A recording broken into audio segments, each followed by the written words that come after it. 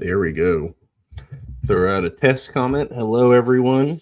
Our guest will be on here in just a second. We are having some technical difficulties behind the scenes, so it caused a bit of a delay here, and I realized I hadn't opened any of my drinks yet, so hopefully this isn't too loud. But good morning. We're going to be talking a little bit about Redeemed Zoomer and the Reconquista, specifically more some of the things Zoomer more specifically has said that are problematic, we'll say, towards people like myself and the Global Methodist Church and others. And I'm sure this will be a fun and absolutely not controversial topic at all. There he is. I'll go ahead and bring him up. Yeah, there he is. Yeah, how's it going? Good. I finally opened my first drink of the morning. Well, other than the water. Drinking in the morning. Well, yeah, I'm day drinking this. Normally I'd have a coffee, but we're cheap and fast this morning. That's all right. But happy Saturday. Normally we're not live on Saturdays, but I happen to be free this Saturday morning. not loading up in a car right now. I'm dying over here. But I was just briefly introducing, we're talking about Redeemed Zoomer and the Reconquista.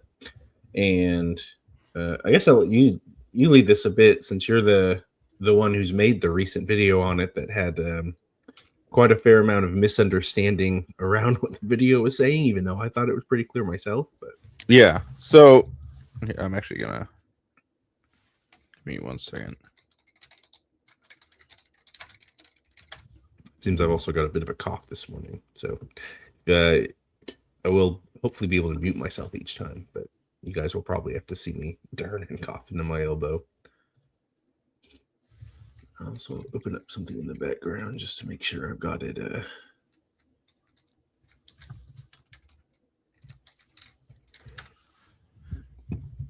Almost. Yeah, we're starting off the morning good today.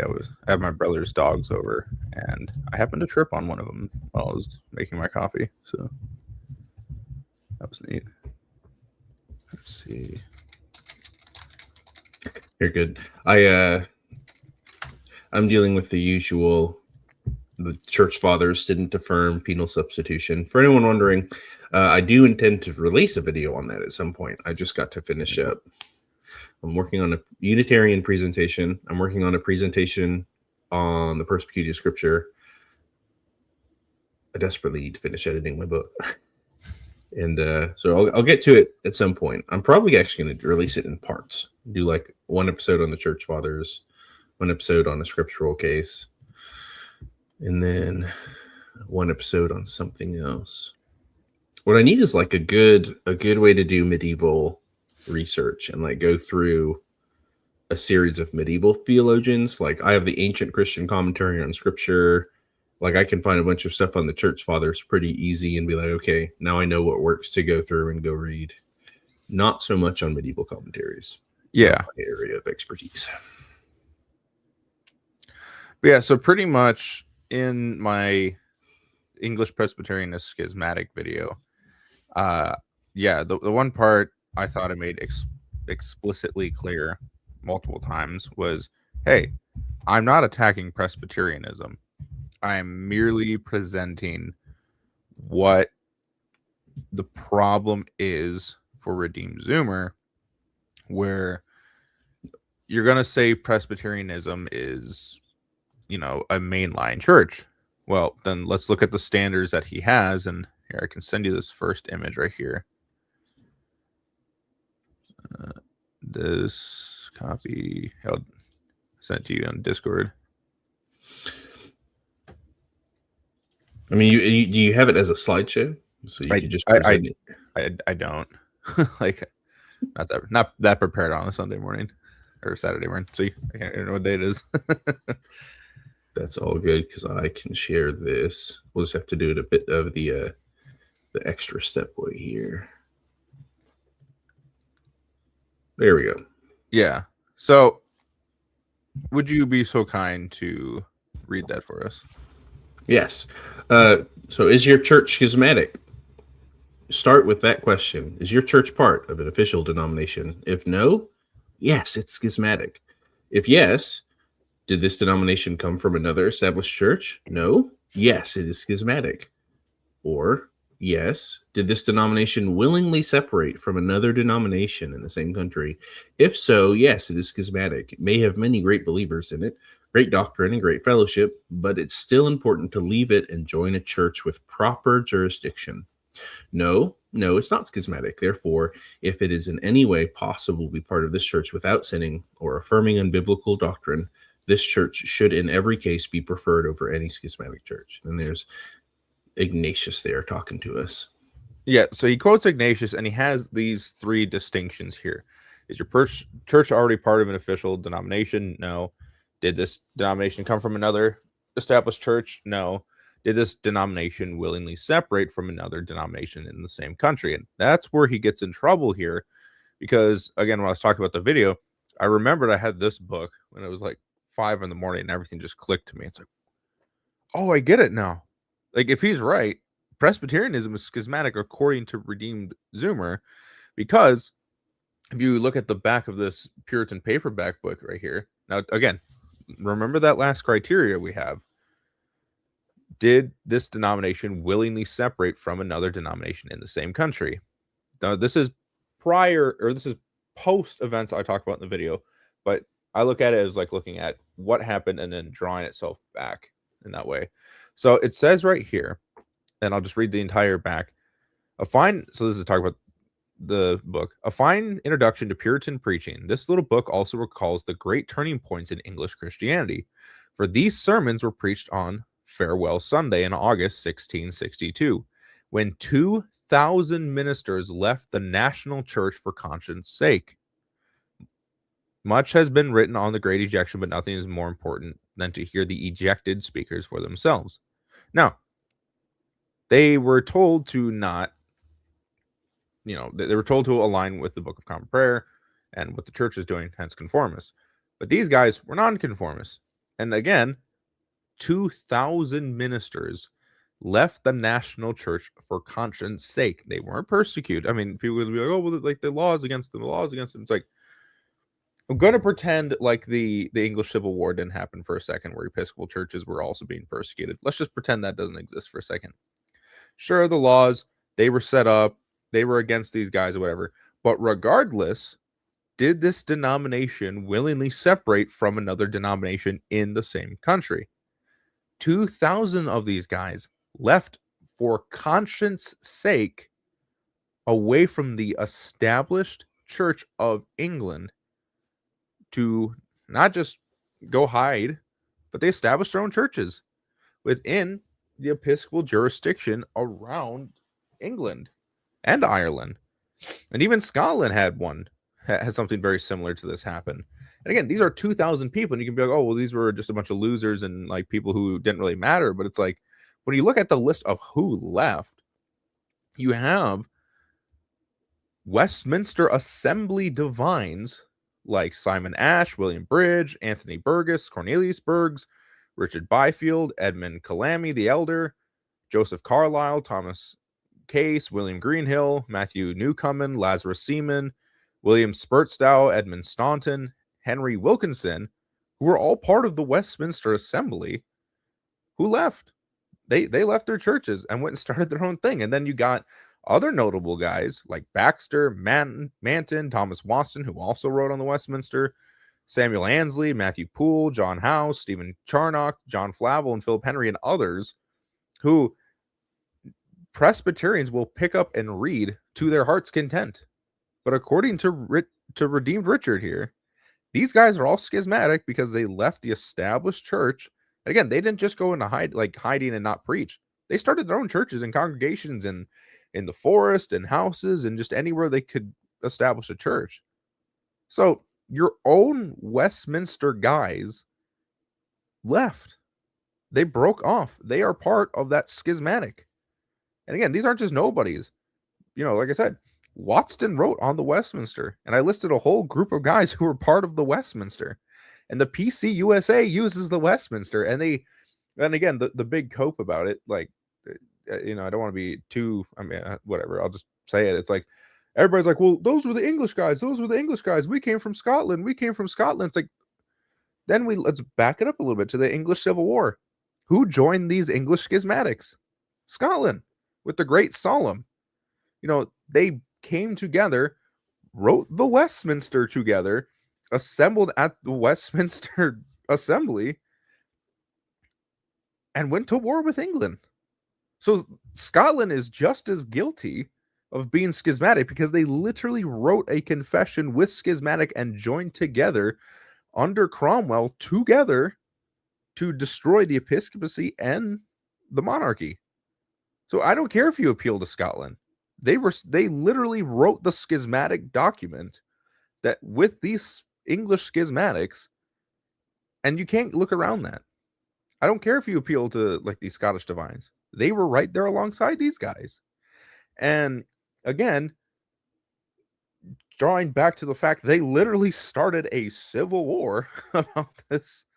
And when they finally got into power, they destroyed the episcopacy. There were like remnants of guys left that were around until after the episcopacy and the monarchy came back. But they established their own church and established their own, like their own church, their own government system, everything as a replacement for this system. So they weren't being anywhere near just, Christians walking in faith. Like these guys literally did everything they could to break away from a church and literally a country, set up their own style of a country. It fails. The old country comes back. The old church government comes back, and they're just told, hey, and a lot of them were even given positions of bishops to come back. Like that's the one thing about that. They were given positions of authority to come back, and they still left. How according to Redeemed Zoomer, how is that not schismatic? His own confession, he confesses that he just had a big assembly of 100 Presbyterians, all subscribe to a schismatic document, all come from people who broke off from the Church of England as schismatics. Like if you come from a schismatic and generations of you are schismatic and you're still in a schismatic church, how are you not schismatic according to him? No. And even then, the big thing that really makes his case bad, because I just had somebody send this to me, is this picture right here. I'll send it to you again. Wow, making me do all the hard work here. I know, you're the host. And then you can tell we are professionals here at Practical Christian Lessons. So here's the worst part about this. So again, this like, let's say this part is true. It's not, but let's say this part is true. First off, his own logic here is damning once again to the English schismatics here, and that's what we're just going to call them for his sake. The English schismatics set up their own parallel bishops, parallel churches, parallel areas within jurisdiction. So by this standard as well, the English Presbyterians are just in a big problem. But the thing that's really funny about this is that when he says neither of these things happened during the Arian crisis, many bishops became heretics who denied that Jesus is God. Church fathers like Athanasius did everything they could to refute them theologically and urge them to repent. They also appealed to the emperor to replace them, but they never planted parallel bishops in place that had heretical Arian bishops. That would be schism, right? Can we agree on that? Like that's what he says. Like it's right there in our face. That is what he says. Yes. So let's go into history. This is first off from Joseph Bingham on his Antiquities of the Christian Church, Volume 1, page 97 through 98. He says, for the better understanding the church's practice in this point, talking about this Arian situation, I shall illustrate it in 2 or 3 particular instances. It was a rule in the primitive church that no bishop should ordain in another's diocese without his leave. And though this was a sort of confinement of the episcopal power to a single diocese, yet for the order's sake it was generally observed. But then it might happen that in some cases there might be a necessity to do otherwise, as in the case the bishop of any diocese was turned heretic, and would ordain none but heretical clergy and persecute and drive away the Orthodox. In that case, any Catholic bishop, as being a bishop of the universal church, was authorized to ordain Orthodox men in such a diocese. Though contrary to the common rule, because this was evidently for the preservation of the faith, which is the supreme rule of all, and therefore that other rule might give way to this superior obligation upon this account.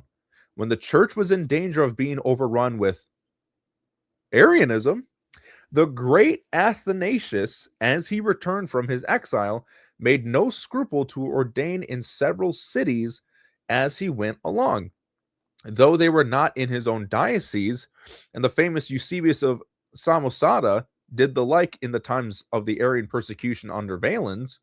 Theodoret says he went about all Syria, Phoenicia, and Palestine in a soldier's habit, ordaining presbyters and deacons, and setting in order whatever he found wanting in the churches.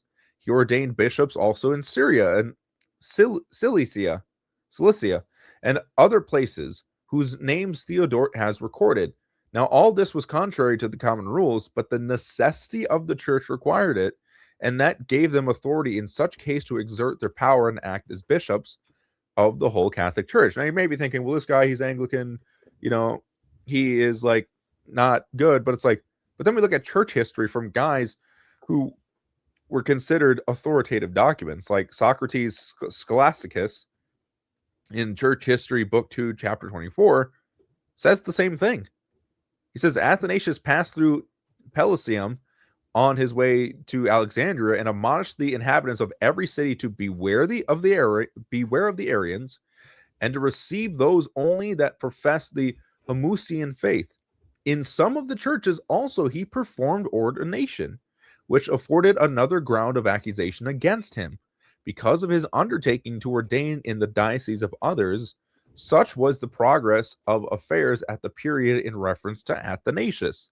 And Theodoret, in Ecclesiastical History, Book 4, Chapter 12, talking about Eusebius, says, unflagging he was indeed, for when apprised that many churches were now deprived of their shepherds, he traveled about Syria, Phoenicia, and Palestine, wearing the garb of war and covering his head with a tiara, ordaining presbyters and deacons, and filling up the other ranks of the church.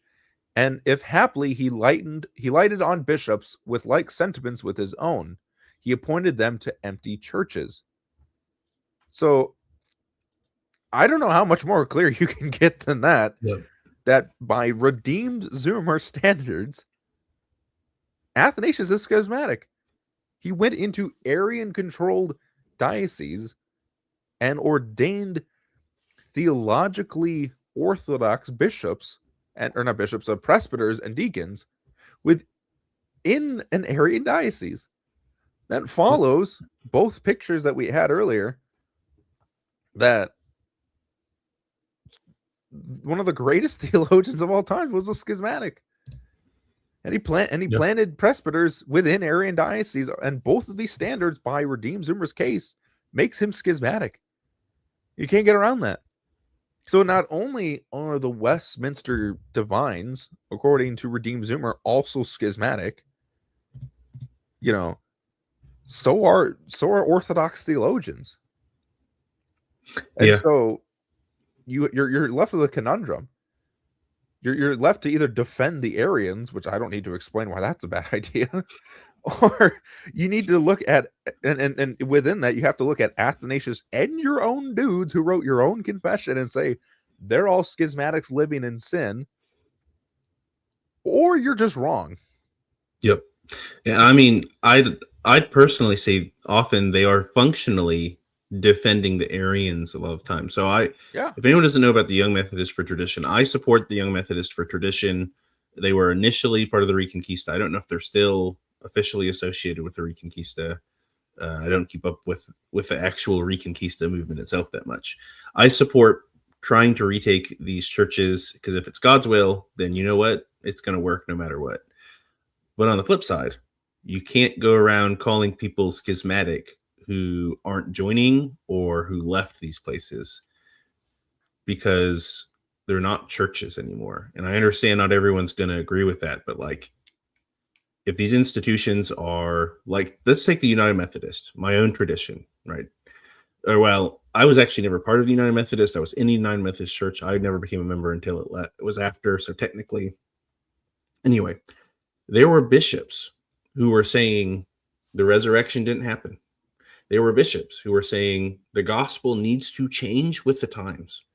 There were many instances where the bishops just refused to enforce church discipline on people who were in the priesthood and in laity being brought up on official charges, and then they were simply being dismissed, including, I think, after, was it the 2015 conference, I think, where something had passed and just ignored. And I'm like, yeah, those are institutionally not a church right now.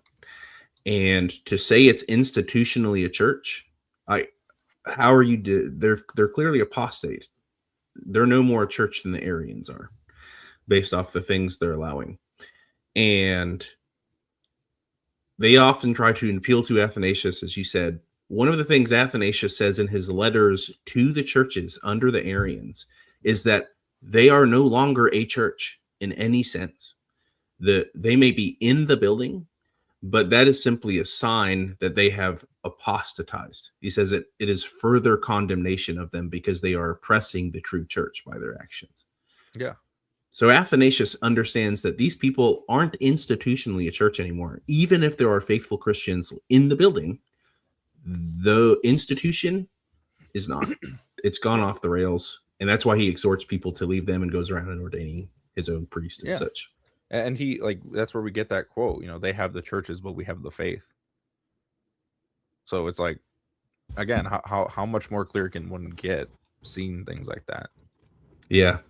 Yeah, the big thing I try and just exhort people to is stop calling these people, I'll stop sharing this. Stop calling people schismatic who aren't, because you have no actual grounds to condemn them on. And start trying to build bridges. Because like if your goal works anyway, you're going to want those bridges to be there, because presumably if you do manage to retake it, you want to then reestablish communion with what you once had in some fashion. But even if you don't, you still need faithful believers to be there in some capacity. You don't just want to isolate yourself from all others. And Yeah, and even then, it's like by his own standards, he himself is condemning himself by joining a schismatic church, according to him. And I say that, again, I talk critically about the movement, because first off, I'm Anglican, shocker. But like, second off, it's like, I talk in a condemning way about it to play not devil's advocate, I guess. I don't know. To Zach's advocate. Yeah, to step into his shoes and apply his own standards to his own people, and just be like, what's the difference? Like literally, like, we can argue, well, theological reasons. Well, the Church of England theologically fell, but it's like, let's just look at it practically and historically, like what happened. We can do that with history. We can make we can attempt to make theological reasonings for anything, but it's like, practically speaking, what happened? A group of people didn't get their way. Some of them were even offered positions of authority, still didn't like it, and took off and made their own churches within England that already had established dioceses. By that standard, they're schismatic. Yep. So it's like, I don't care how, I know this is bad. A theologian saying, I don't care about what theological opinion you can make. Like, I mean, like, sometimes we can say it's like, I don't care what theological reasoning you have. What happened? What's the standard? And you presented the standard. All right, here's the standard. This is what happened in history. You can try to redefine it, try to sugarcoat it, whatever. But it's like, the fact of the matter is, they broke off. They started a war. They gathered together and made a document against the church and country that they were at war with. They had their own establishment. The establishment fell apart. The old establishment tried to work with them. They left. Yep. Like that, you can't. reinterpretation of history doesn't make that go away. Like, yeah, it becomes this focus on abstract theological statements rather than on the ground truth. It's the same issue I see with lots of groups in various ways where what they think is orthodoxy becomes far more important than orthopraxy. It's right teaching and right doctrine for anyone who doesn't know what those are. And often in our world, modern world, most times people flip those and focus so much on orthopraxy that they dismiss orthodoxy. That's sort of why we have, at least in the American church, well, there's a lot of reasons we have all the problems we have. That's one of the reasons. In the modern world, we have the problems we do is there are people not focused at all on orthodoxy. But then when you see these other groups who focus so much on the orthodoxy, I liked how my pastor, he was more talking about legalism than this, but he says it becomes a cold faith, a cold sort of calculation where you're not looking at what's actually going on and you're only focusing on abstract theological truths. I mean, that's what happened with the Pharisees. I'm not saying the Reconquistas like the Pharisees, but that's the direction it leads. And in the treatment I've seen some people give with like the hatred I've seen that just kind of gets spewed out by some people. And of course, I know it's the internet, so everything always gets turned up on the internet. But you need to focus on these things together, not one over the other, where you're going to get to weird positions like this one. Yeah. Yeah, and at the same time, it's like, does this mean I hate Presbyterianism? Like, no, I don't hate Presbyterians. No. like I hate that the situation happened, and I obviously wish it never happened.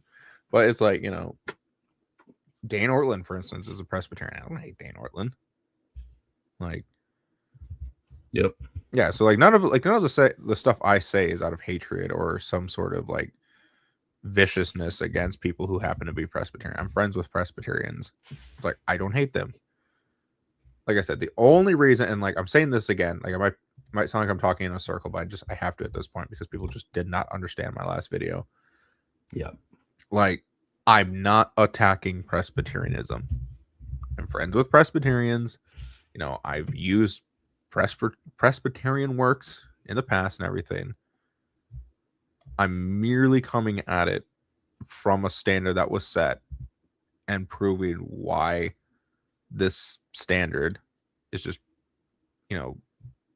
like undeniably atrocious, not only historically, but practically. Yeah. If it were being applied consistently. Yeah. And that's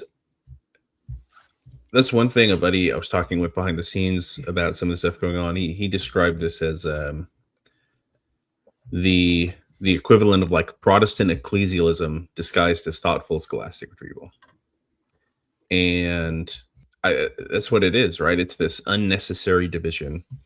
And that's definitely one of the things, he at least Zoomer probably wouldn't agree with this, but they can accuse us of schism all they want.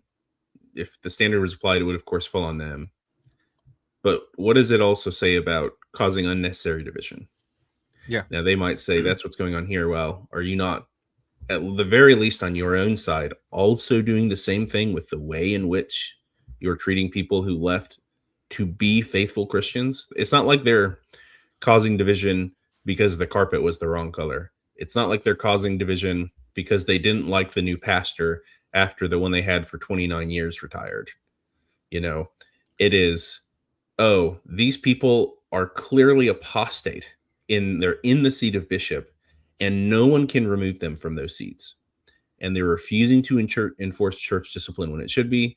And they're actively punishing people who are being faithful Christians. Yeah, I'm going to leave that institution. And that's the people you are going to go around and call cowards and say that they're destroying the churches and all sorts of other things. How is that not the level of division that's at least as bad as the Corinthian church, if not worse? I don't know. Yeah. And even then, a lot of these people that he calls schismatic and cowards, like, they fought to the brutal end, and some of them were taken out of their churches, or their churches were just sold, so they didn't have a choice. Like, you know, like this is a common story I hear all the time from people who get frustrated by like Richard, is he just like damns a bunch of people who he thinks are all thought the same. It's like, no, yeah, there were some that left early because they saw like the continuum movement of the 70s, you know, like almost 50 years ago, saw the writing on the wall and was like, this isn't going to end well. Yeah. And they left. And they were right. And, you know, you had people who were in the Episcopal Church who were literally getting kicked out. And there were some people who were willing to buy their churches. There were some people that were willing to just fight from the inside all they could, but they got boxed out and kicked out. And that's cowardice, apparently. And they had no choice but to leave. Yeah.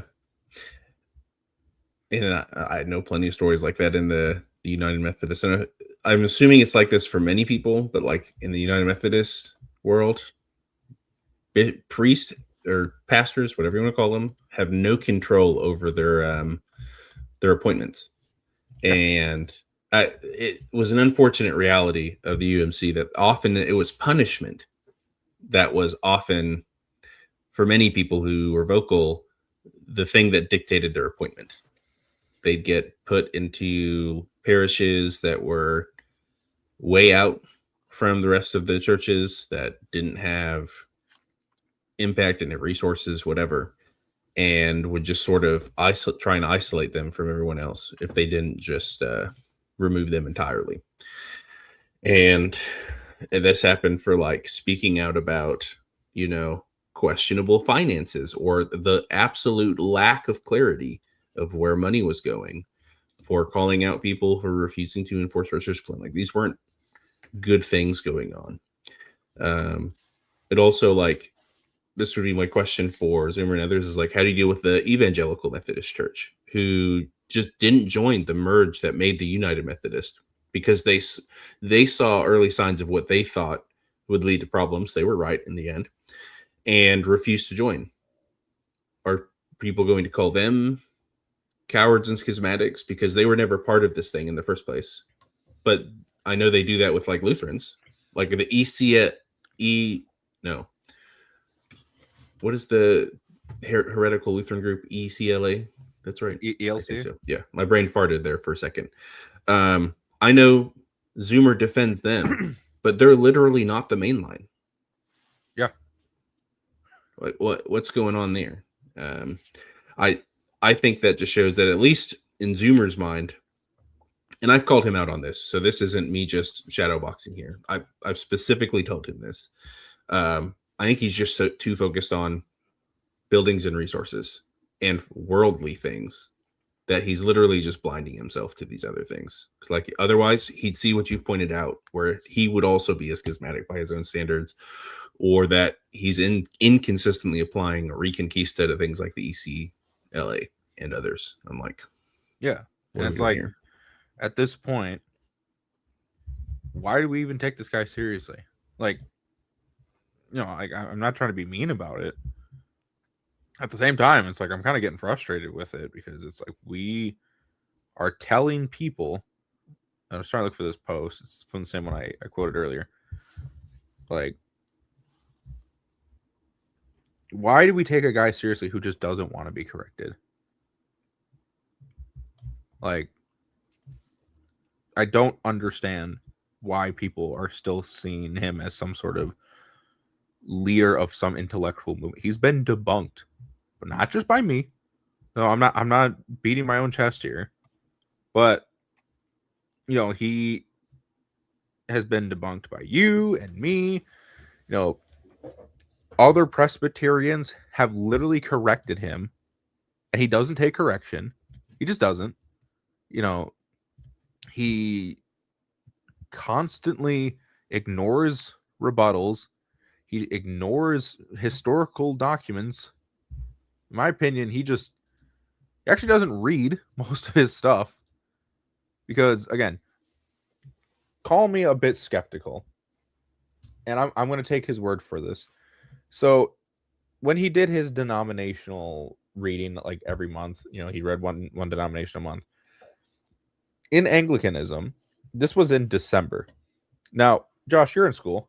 What's going on in December? Well, most of my semesters, it's the wrapping up of a semester and then a few weeks of break. Right. And when you're wrapping up, what are you usually doing? Hating my life. Preparing for finals, studying, final papers. Yeah. So, preparing for finals. You want to know what this guy claimed that he read in December on the Anglican part? I can't remember the name, but I remember it being a very substantial book. Yeah, The Laws of Ecclesiastical Polity by Richard Hooker. You know how big that book is? I do. I have it somewhere in this office. Thousands of pages. Not hundreds. Thousands. The minimum edition is like 2,000 pages. And on top of that, he read, I always forget his name, but it's like Denny's Papalism, which is 700 pages, by the way. So, and then he read the 39 articles, which is like 3 or 4 pages. Okay, whatever. Like depending on how big the font is. So, off the top of my head, let's say he read the shortest editions of all of these.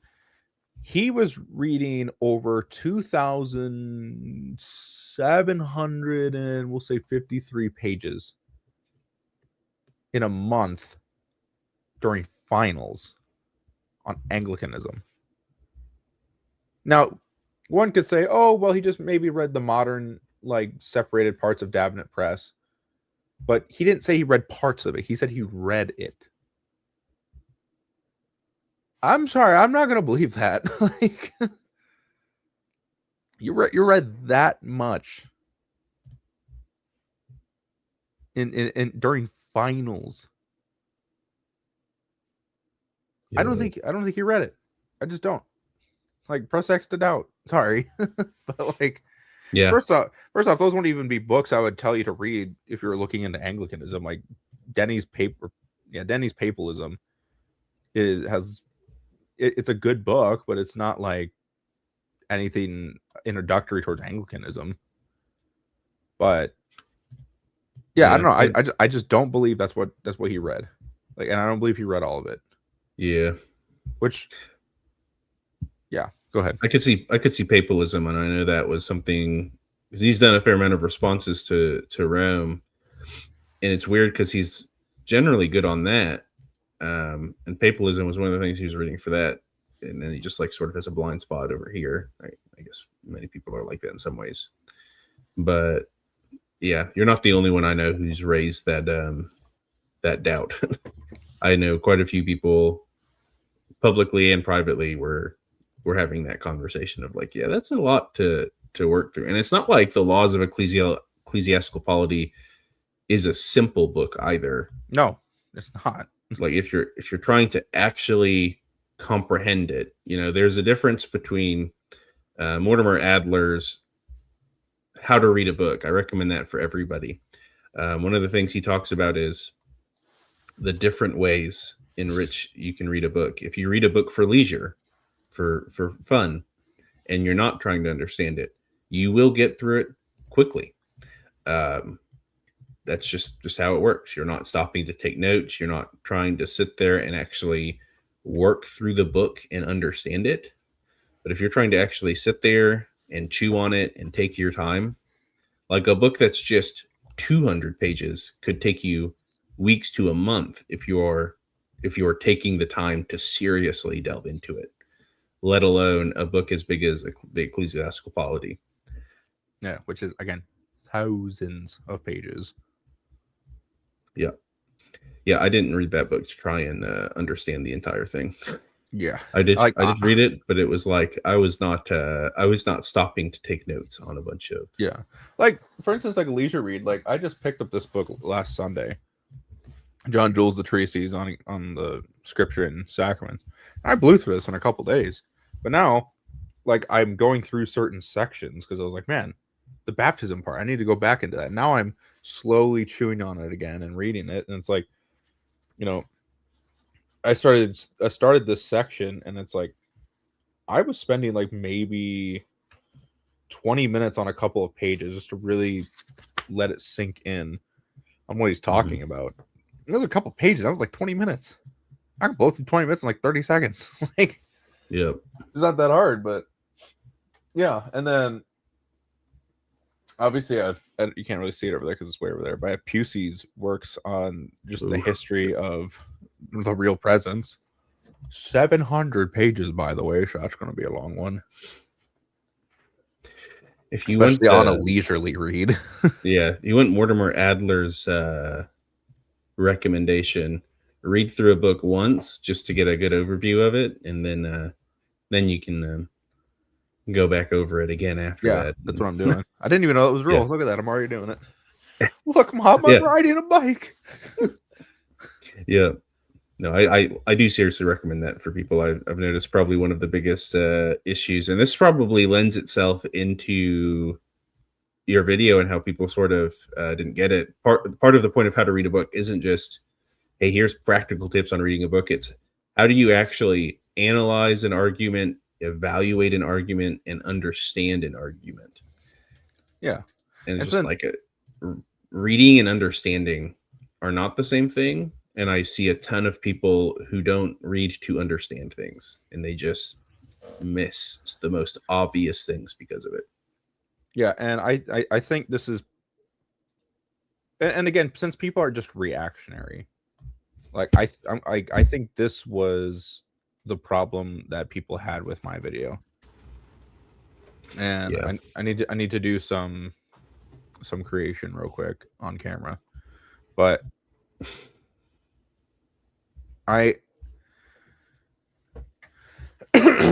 let's see. But since I have you here and we're live, so my career could be ruined as we know it. What did you think about the video? I thought it was good. I understood what you were saying. I think the points were clear.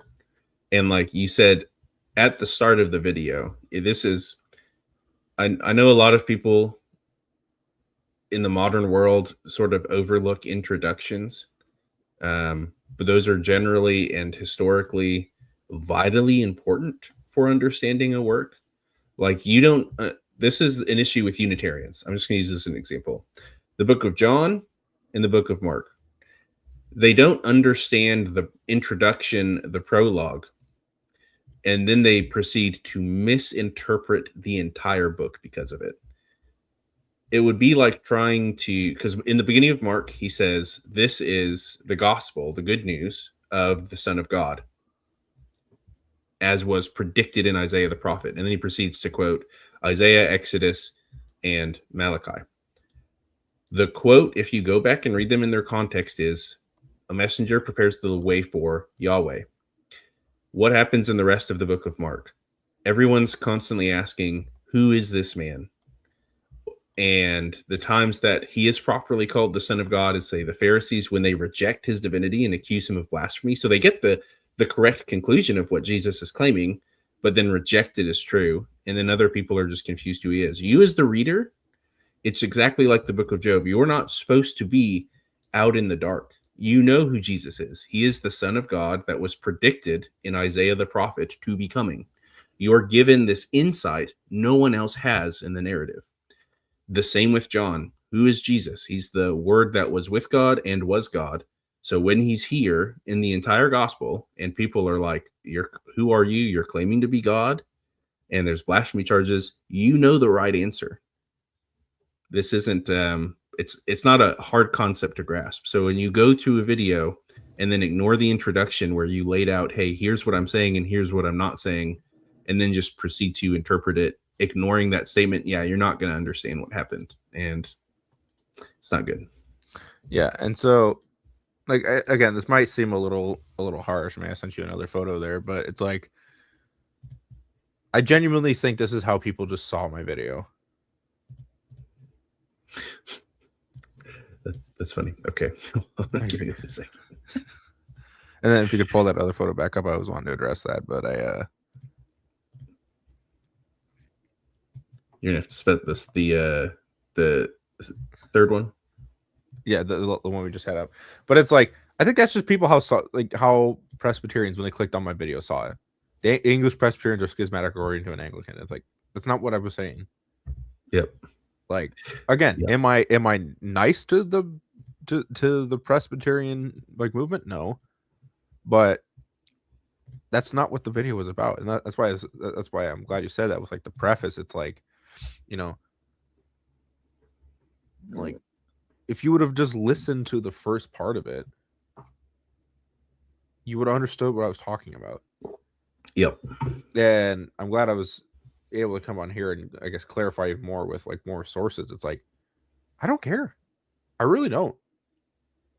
But by my own standards of looking at Redeem Zoomer standards, we have problems that we can't just ignore. And yeah, and this is the reason why I wanted to bring this part up from his Instagram. It's like, by his own standards that we just presented, everybody on the Presbyterian side of the schismatic are schismatics. Everybody on the non-schismatic side of the Presbyterians are schismatic. And so are the Congregationalists, because they were part of the Great Ejection. And so are the Baptists. But it's America edition. Doesn't matter. If a virus came from a descendants of viruses, it's still a virus. I know that's not a pleasant way to describe it, but it's like, if you are part of a schismatic group, it doesn't matter how many generations down the line you are, you're still schismatic. Yeah, that's just what that is. And so, and as you're saying, the ELCA isn't even mainline. So it's like, and neither is Wells. I wonder who they've separated from. So it's like, everybody in that group except the LCMS is not mainline. And the Congregationalists aren't. The Baptists aren't. The Presbyterians certainly aren't. So it's like, his own standard, he has people who are already who are schismatics. He's calling not schismatic because they just happened to be around during a time where there wasn't all these problems that we have today. Also, my own tradition, and this is related. Someone asked a question in the chat we can get to here in a second. No Methodist would not be a schismatic by his standards. Yeah. I'd say we have valid reasons to have left. I can talk about the history of the Church of England in America, which was not great. I'll leave it there for now. But the Church of England was already in America, and they didn't kick the Methodist out. So what grounds are we standing on over here? Exactly. I was gonna say that, but I was trying to read the room a little bit first. Be like, do I bring up the fact that the Methodists are also schismatic? According to I was like, you feel free to. So here's the question here: what's actually on the validity of Methodist ordinations? Even if you reject it, I'm fine agreeing to disagree. I don't demand everyone agree with my opinion. Yeah. I mean, okay.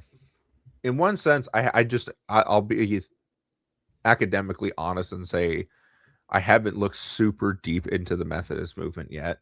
I joke about it, and I joke about you being my favorite meth, but I certainly bring the meth to the party.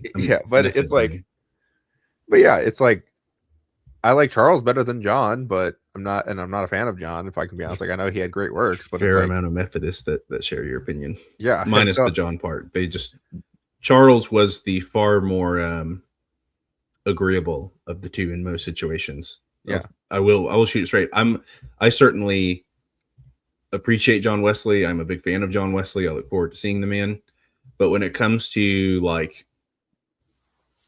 normal practical reality, Charles was generally the one who had a better grasp of how things were going. Now, John Wesley was absolutely the more academically inclined of the two. Not that Charles wasn't his own incredible mind in his own right, but John had a mind that was just not like regular people's. That probably also contributed to some of the problems with John Wesley. But if you want to look into it, get this book. This is Wesley and the People Called Methodists. It's available online for free, I think, as well. Now there's later editions of this one. It was the standard method of history. Yeah. To give a brief outline of the history, for at least what happened with the ordinations, is Wesley tried for years not to ordain everyone, and he was probably the only person who understood that, or who thought that when he was going to do these ordinations, it wouldn't lead to a split. Everyone else was like, John, this will lead to a split. If you ordain priests, the Methodists will leave in America. Charles told him, all the Anglicans told him, any of the Methodists told him, and he's like, no, they won't do that. And then of course, they did it. Yeah. But in America, I want to say 14 years is the total duration. I could be wrong on the exact number, but it was about 14 years where they wouldn't ordain priests for the Methodist, and in many cases, just for the American colonies. Right? It was an unfortunate side effect of the Revolutionary War. They were like, "Oh yeah, we're not going to send you priests." I'm like, okay, well, that led to problems because like they couldn't do funerals without a priest, couldn't do baptisms, couldn't do the sacraments. There was a bunch of stuff they just couldn't do, and of course, this is the time of the Revolutionary War. There were a lot of funerals, and they couldn't do them legally or correctly without a priest there.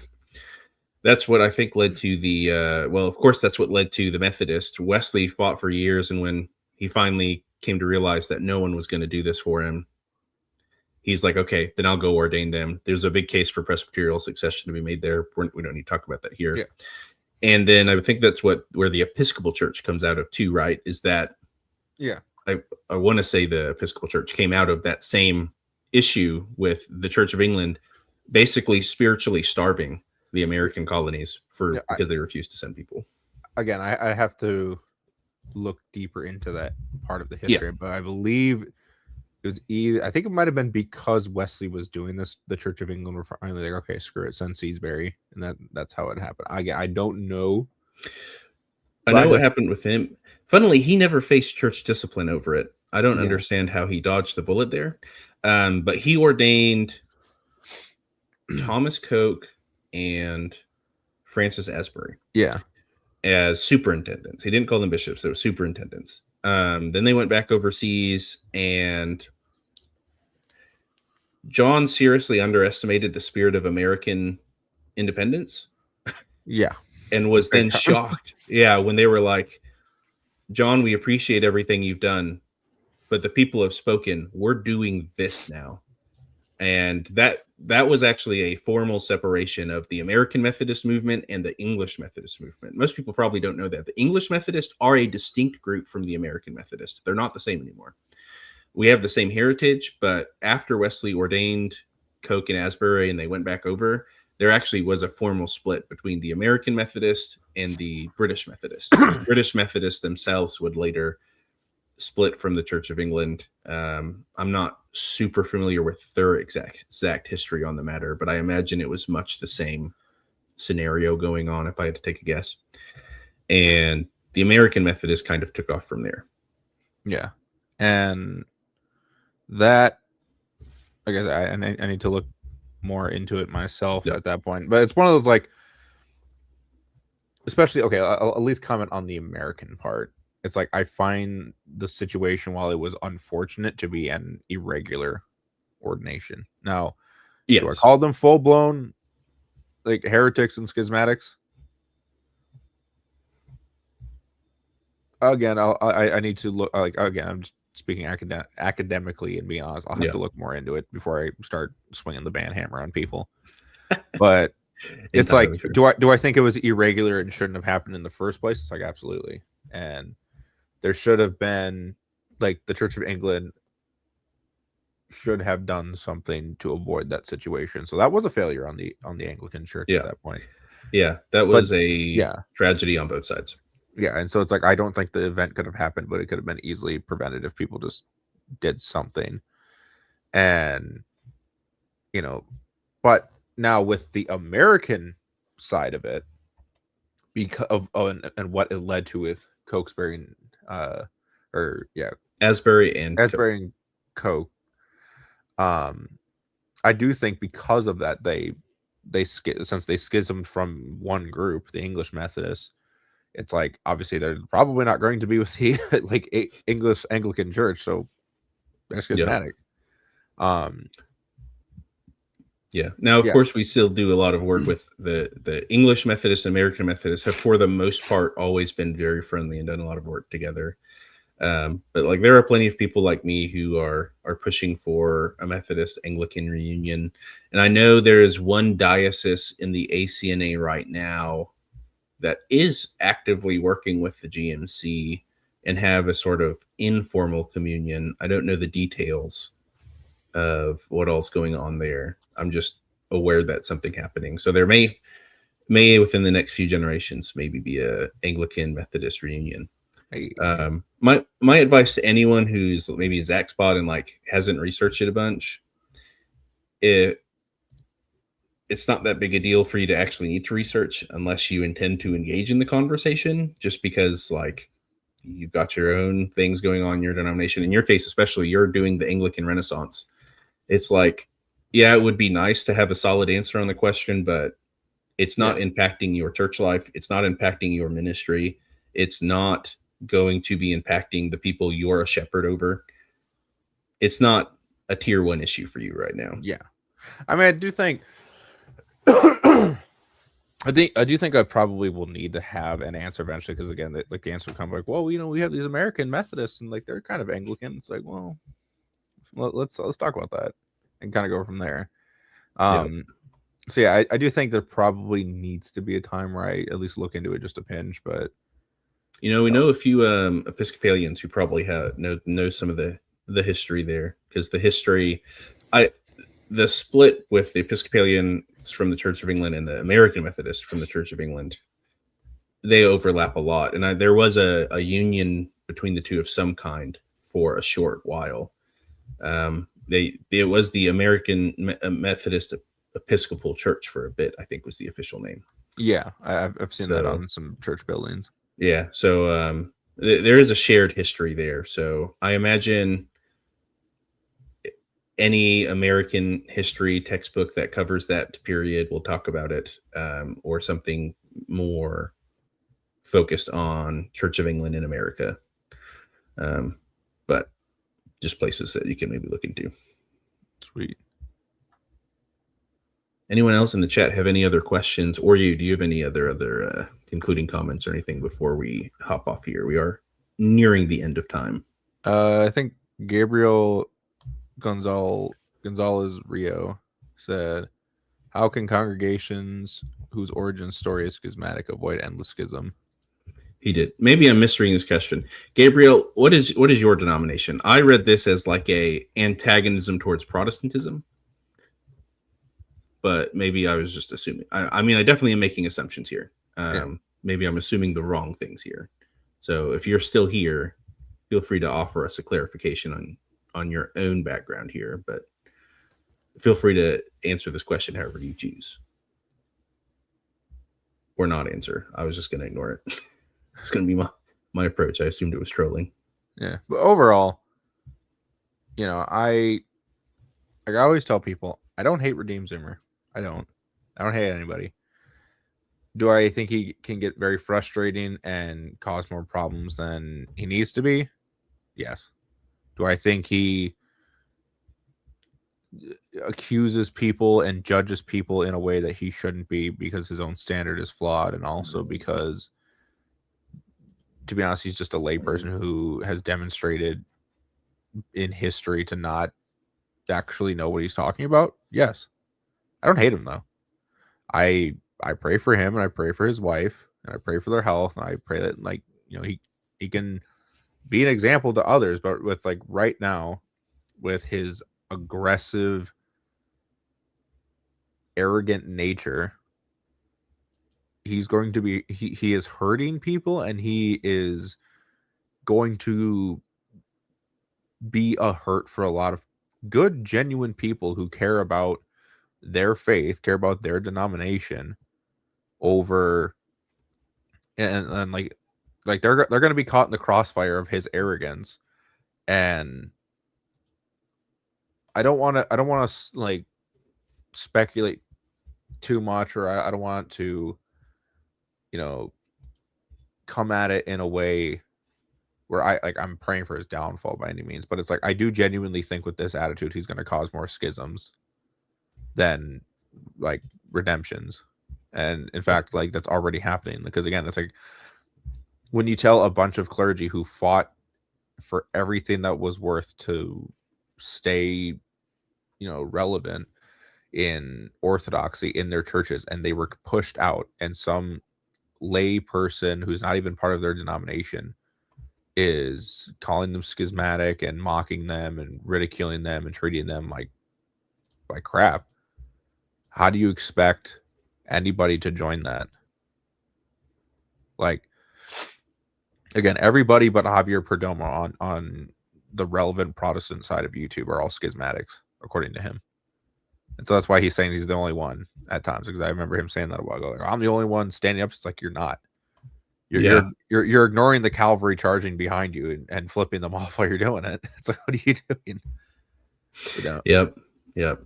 I know my advice to people has been, of course, focus on the ministry and the work you can do in your own area, but just make it a more positive focus overall. Focus on the things you can do in your own area, on the churches you can work with. If you're going around making enemies, you are not going to have those bridges of people to work with. And of course, at least with, say, the Global Methodist, United Methodist, there have absolutely been people who have not been friendly on both sides of the conversation and who say things that they shouldn't be saying. But for those who call themselves disciple of Christ and are trying to do good work in the kingdom wherever they are, you can't focus on that to the point it becomes a thing you let fester in your heart and become hatred towards somebody and become animosity that you just never let go. Like, I know that's easier said than done, but we're called to love neighbor and enemy.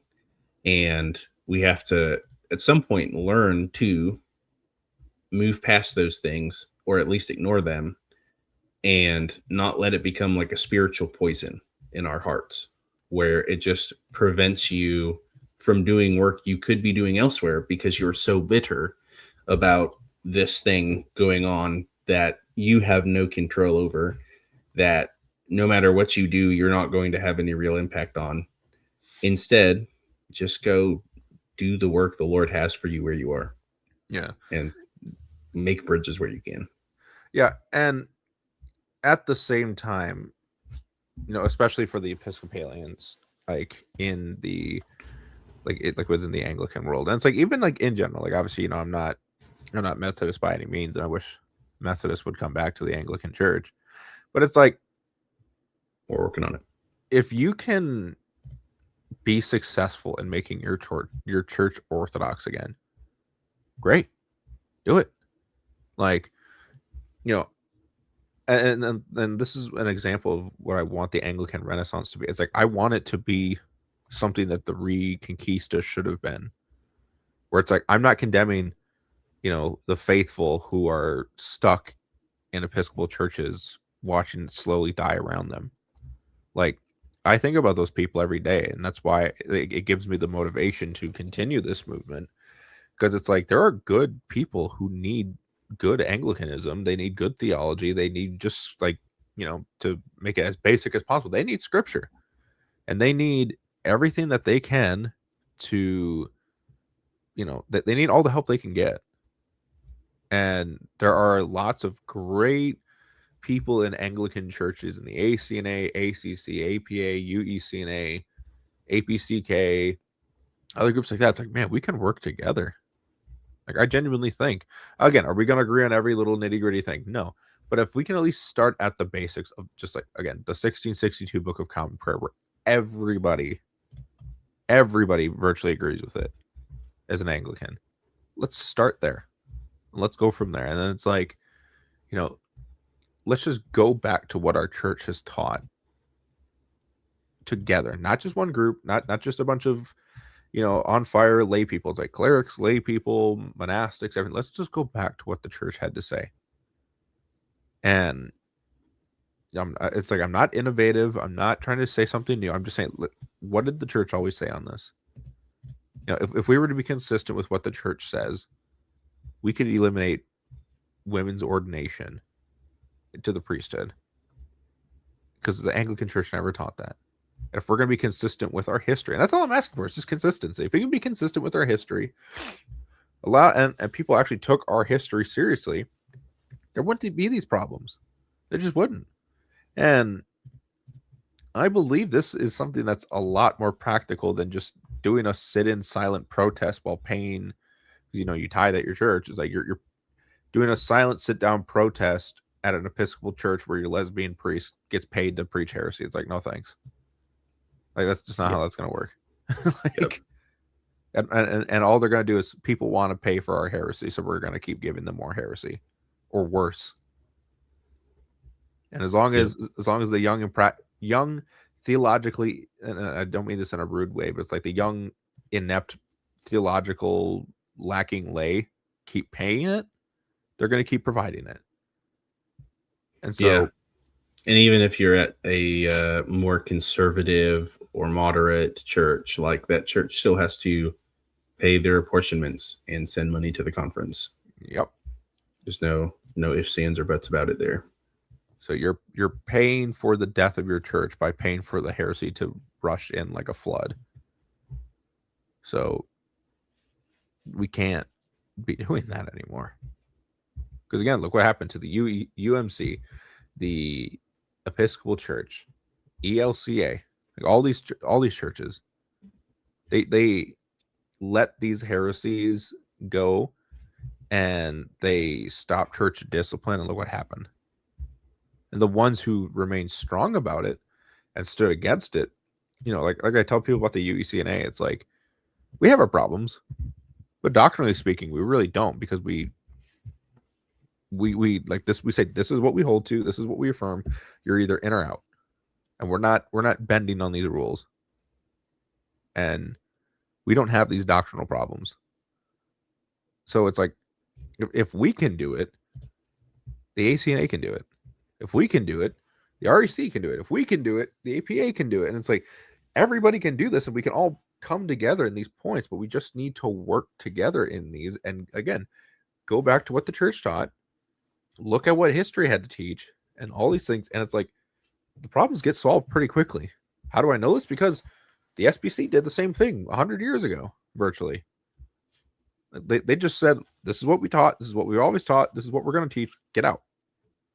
And they had, at that time, it's different from most of these churches. They had enough power to push it out. That, and again, different setting, ecclesiastically speaking. But it's like they were able to catch the problem before it truly started. Yeah, most of these churches aren't even in that situation anymore. It's gone. So unless you can like lie and deceive the heretics to get into positions of authority and then turn on them, which is going to take a long time, and most of these churches do not have a long time. Like, these people aren't going to give up their positions. These people aren't going to give up what they believe, and they're going to just let their churches die and leave. How do I know this? Because it's happening. Like, and they're going to move right into your church next. So the Anglican Renaissance isn't here to call Orthodox Christians schismatics or cowards or sinners because they won't subscribe to a heretic preaching the hymns of hell to a bunch of innocent people. We're here to stop that. And one of those things we stop it with is the thundering sound of silence, by not giving these people opportunities to move in and speak, because we hold to our doctrine so strongly and proudly. And if you're in the Episcopal Church, if you're stuck there and you're wondering if this is the end or if this is hope, like, it's not. There are people out there. There are presbyters and bishops and lay people just like you who all want the same thing. And that movement is for you. And if you're in the ACNA and you're worried that, the same things that happened to the Episcopal Church are going to happen here, it's like, this is the movement for you. We're here to stand together, not fall apart, divided. As Christ beautifully said, a house divided against itself cannot stand. And, as the proverb said, one cord is easily broken, two is it can last, but three is unbreakable. We will work together in numbers. We will work together by standing together, not trying to turn ourselves into enemies, because all that will do is give Satan an opportunity to ambush you and destroy you. So there's my little pitch about the Anglican Renaissance. We're here for you. We care for you. And we're here to bring back orthodox sound theology. And we see you if you're not there. We see you if you are in one of these churches. So, Amen. And if anyone wants to keep up with that, go and subscribe to his channel right now. It's of course linked in the video title. You can just click his name where it's blue. It'll take you right to his channel, and he's already got a few videos up with the Anglican Renaissance, and more to come. There is some big stuff happening behind the scenes I'm excited for, and I know Sean Luke's on board with Anglican Aesthetics, another channel for people to go follow. So I'm excited to see the work you all do, and if I can help out, I'm happy to help out. I would appreciate it. Is there anything else you want to plug before we to close down the stream? Yeah, so we also have the Anglican Renaissance YouTube channel. It was originally called the Anglican Renaissance Library, but now it's going to be used as like a big channel for Sean and I and other people who are joining the movement, who are content creators, to work together and kind of put it all in one area. And going from there, there's a lot of stuff in the works. This isn't going to be live, but I know Nicaea 3 and I at noon today are also going to be doing a video. So whenever that video comes out, come check that out. I appreciate you having me on the channel and having me rant and rave a little bit and talk about the Anglican Renaissance movement. So yep, it was a good time. And to all the naysayers, get over it. Yeah. But thank you for coming on, brother. God bless, and everyone have a good day. God bless.